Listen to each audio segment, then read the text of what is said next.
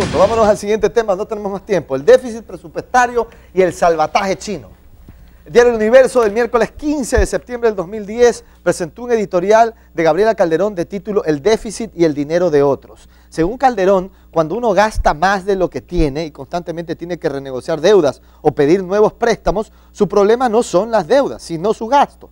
Usted gasta más de lo que tiene y las deudas sin fin o los crecientes pagos de intereses son el precio de haberlo hecho, dice Calderón. Para el 2010, el gobierno proyectó un déficit de 4.100 millones de dólares y un presupuesto de 16.000 millones de dólares. Para que tenga una idea de cómo ha crecido el gasto del gobierno central, dice Calderón, solo el déficit del año 2009, 2.635 millones de dólares, constituye el 80% de todo el gasto en el año 2000.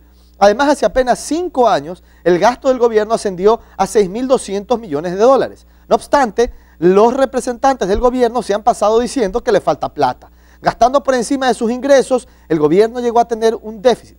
Por eso presionó a la Comisión Técnica del IES para que ésta invierta en bonos del Estado y tape el hueco fiscal, dice la editorialista. A principios de agosto, 3.568 millones de dólares del IES habían sido convertidos en bonos del Estado.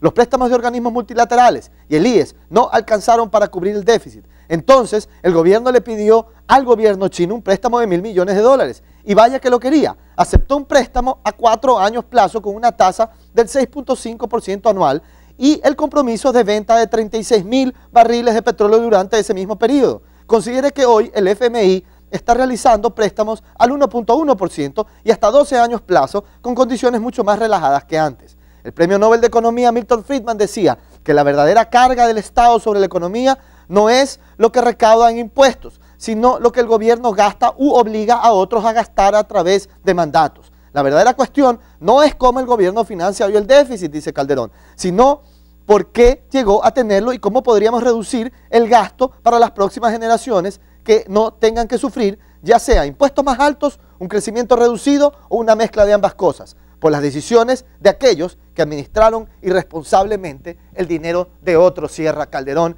Y con este análisis, la pregunta a Fidel Márquez es, ¿tiene razón Gabriela Calderón y el gobierno ha gastado irresponsablemente el dinero de otras personas? ¿O esta es una visión, nuevamente, sesgada, que sataniza la inversión del Estado, aduciendo que lo que ha existido es un gasto irresponsable? Fidel.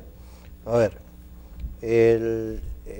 hay varias cosas y que se une con... Friedman, ¿no? Sí, y que se une con lo que dijo Manuel al final un segundo de la deuda. Correcto. Si nosotros analizamos el gasto y el crecimiento del gasto que ha tenido el Estado ecuatoriano en los últimos tiempos, las cifras evidentemente demuestran que ha habido un crecimiento en demasía del gasto público. Pero lo importante acá no es lo que se gaste, sino el cómo se gaste. Si se gasta ineficientemente, correcto, el gasto ese evidentemente no va a cumplir los objetivos para lo que se ha hecho. O si se derivan esos fondos para cosas irregulares. O cosas que no son importantes estratégicamente hablando en el desarrollo de un país. Si hay sobreprecios, actos de corrupción, o ineficiencia en la aplicación de los recursos. Pero ¿cuál es el problema más grande que yo veo acá en el gasto? Que si nosotros tuviéramos una producción nacional que fuera capaz de generar el ahorro interno necesario y la riqueza necesaria para que por el propio país y el propio gobierno vía impuestos pudiera abastecerse para tener este tipo de gasto y ojalá pueda gastar más el país en general, tanto en salud como en educación, porque yo creo que en eso todos estaremos de acuerdo, habría que pensar entonces, bueno, no hay ningún problema, pero cuando usted tiene que ir a pedir préstamos, y sobre todo el tipo de préstamo que hemos pedido, porque no es que sea con China o el Fondo Monetario, sino que son préstamos de corto plazo, y aquí es donde viene el principal problema, más que la tasa de interés a mi modo de ver, que son de corto plazo, el servicio de la deuda a usted se le hace mucho más oneroso que lo que tendría que hacer en préstamos a más largo plazo y destinado a inversiones concretas. Hecho el punto, Omar Maluk, ¿tiene o no tiene razón este análisis que hace Gabriela Calderón en El Universo? Yo no lo comparto. ¿Por qué? Porque es un análisis muy sesgado, muy neoliberal. Está comparando... ¿En qué no está correcto, Gabriel? A ver, no está correcto en comparar valores de dinero en el tiempo, 10 años atrás versus el día de hoy, cuando el precio del petróleo es totalmente diferente, cuando la economía ha crecido, cuando hemos tenido inflación durante 10 años. Esas comparaciones no son sostenibles. Y cuando hace una crítica y relaciona el préstamo hecho a China con las condiciones versus lo que da el Fondo Monetario. Sí, en esa parte sí, pero ella no puede asumir que al Ecuador le prestarían al 1.1%. Claro, no puede asumir. Porque en estos momentos la realidad ecuatoriana es que tuvimos un default en el pago de la deuda. Tenemos que ir a contactar con el Fondo Monetario, a hacer las paces con ellos, llegar a un acuerdo, a una nueva carta de intención. Eso lo veo difícil. Y posiblemente esa tasa de interés, incluido riesgo, está del 5 al 6%. Ok, hecho el punto, Manuel Maldonado, tu opinión y luego voy con Pablo. Mira, este gobierno aumentó el gasto público en proporción al Producto Interno Bruto desde el 25% al 40%. ¿Qué significa eso? Que toda la plata que te sacan de los impuestos, más de 7.000 millones de dólares al año, toda la plata del petróleo, la plata de los trabajadores en el Seguro Social, la plata de los chinos a cambio del petróleo que se nos están llevando en condiciones ineficientes y perjudiciales para el país. ¿Ha mejorado nuestra condición de vida desde hace 3 años? ¿Estamos mejor o estamos peor? Esa es la pregunta que hay que hacer. Se ha gastado tanto billete, tanta plata, más de 60.000 millones de dólares ¿Y tú crees que no estamos mejor? ¿Pero estamos mejor o estamos peor? Entonces el argumento que hace Pero Gabriela Claudio, Calderón ¿cómo es válido? Pues ¿cómo no va a ser válido? Por eso es que nos sacan la plata de los impuestos, pues si nos van sacando más y más, y ya no hay de dónde pagar. Y por eso tu crítica también al tema del IES, asumo, Oye, la plata de los trabajadores para financiar el derroche. Pero pues, si la población no hubiera crecido, estuviéramos mejor que antes.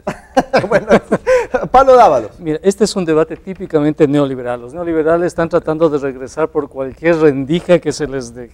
Entonces plantean la reducción del gasto, pero cuando ellos plantean la reducción del gasto están diciendo dejar a las escuelas, a los centros de salud, a los hospitales sin maestros, sin medicina, sin atención, y esa es la responsabilidad del gobierno. Para algo el gobierno recauda impuestos. Pero Pablo, ahora bien, hay una cosa. Tú has sido crítico con el tema IES y el tema préstamos chinos. Hay un dato, y es el hecho de que el tamaño del presupuesto del Estado con relación al PIB generalmente está entre el 28 y el 32%, no, el tamaño. Sí. 1. Y 2, el tamaño en América Latina del presupuesto con relación al PIB está alrededor de un 33%. Nosotros, este momento efectivamente se programó al 40%, pero estamos en el 35%. Entonces, volver a ese debate cuando tenemos otros problemas fuertes, problemas de reactivación, problemas de distribución del ingreso. Pablo, el acceso al dinero a través de las vías que estamos obteniendo estos préstamos, por supuesto, y la forma en que lo estamos financiando. Pero no se puede proponer que en vez de pedirle a China vayamos al Fondo Monetario. Por Dios, es no tener memoria histórica de lo que le significó para el país el Fondo Monetario. Tengo que cortar contigo. Una observación, que la política social, que las escuelas, que los policías. Que se cierren todas las escuelas. Déjame decirte una cosa. Claro. Ándate a los hospitales a ver si hay medicinas y si les están pagando los sueldos. ¿Por qué les quitaron el almuerzo a los estudiantes en las escuelas hace poco tiempo? Porque se les acabó la plata. Entonces, ¿sabes qué pasó?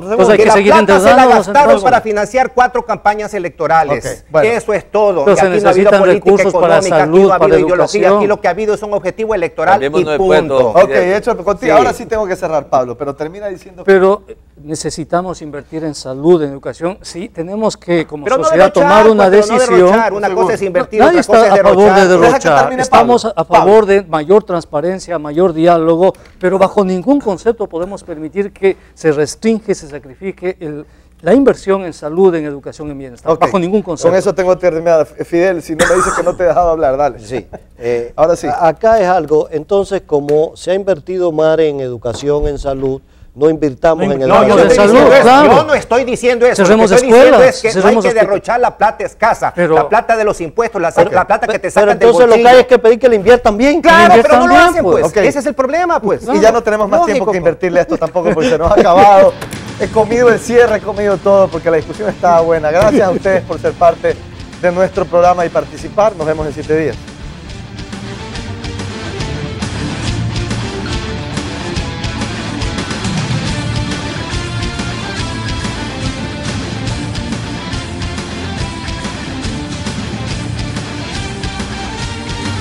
Ecuadorian Seafood Alliance, construyendo juntos el futuro acuícola del país.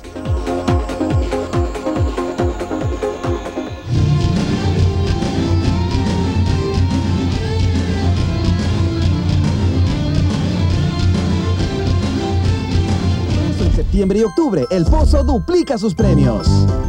Además, gana lo que siempre soñaste, mensajeando Pozo al 9889. Con el Pozo Millonario, atrévete a soñar. Actívalo al asterisco 1, 2, 3, numeral. Aprovechalo. Hasta el 31 de octubre de 2010. Porta, te siento cerca. Este fue un espacio contratado. Las opiniones vertidas en este programa no son responsabilidad de este canal.